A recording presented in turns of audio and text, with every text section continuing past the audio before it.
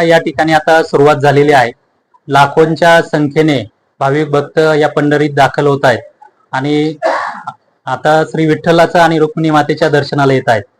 पंढरपूरमध्ये दाखल होणाऱ्या भाविकांना जलद सुलभ दर्शन व्हावं आणि दर्शन रांगेत कुठल्याही प्रकारच्या अडचणी येऊ नयेत त्यासाठी मंदिरे प्रशासन असेल, जिल्हा प्रशासन, पोलीस प्रशासन सर्वच जणांची तयारी आता पूर्ण झालेली आहे।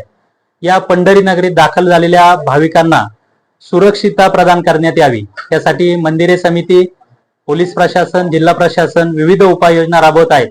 त्याचप्रमाणे मंदिरे समिती मार्फत सुद्धा आपण पाहताय की या ठिकाणी नियंत्रण कक्ष उभारलेला आहे। या नियंत्रण कक्षात मंदिरे समिती मार्फत कायमस्वरूपी 180 कॅमेरे, सीसीटीव्ही कॅमेरे, त्याचप्रमाणे आता जी दर्शन रांग गोपाळपूर पर्यंत वाढलेली आहे, जवळपास 5 किलोमीटर ही दर्शन रांग आता सुरू झालेली आहे।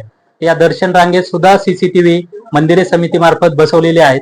त्याचप्रमाणे वाळवंट असेल, मंदिर परिसर असेल, या ठिकाणी सुद्धा पब्लिक अनाउन्समेंट सिस्टीम ही सुद्धा पोलीस विभाग आणि मंदिरे प्रशासनाच्या संयुक्त माध्यमातून उभारलेली आहे, जेणेकरून या पंढरी नगरीमध्ये दाखल झालेले भाविक असतील, दर्शन रांगेत उभे राहिलेले भाविक असतील, या सर्वांना सुरक्षितता प्रदान व्हावी।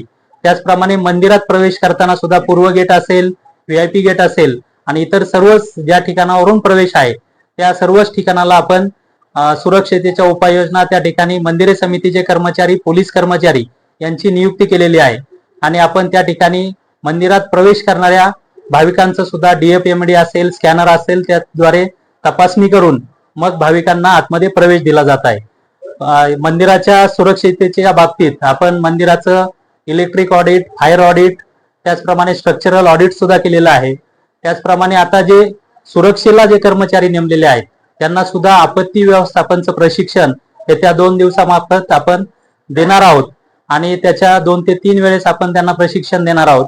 वाळवंटात सुद्धा भाविकांना सुरक्षितता आणि त्या ठिकाणी आंघोळ करत असताना कुठलीही घटना घडू नये म्हणून जिल्हा आपत्ती अधिकारी, त्याचप्रमाणे आपत्ती व्यवस्थापनच्या SDRF असेल, मुळशी आपत्ती व्यवस्थापन असेल, कोल्हापूर आपत्ती व्यवस्थापन असेल आणि मंदिर समितीचे जवळपास 100 ते 150 कर्मचारी आपण त्या ठिकाणी नेमत आहोत।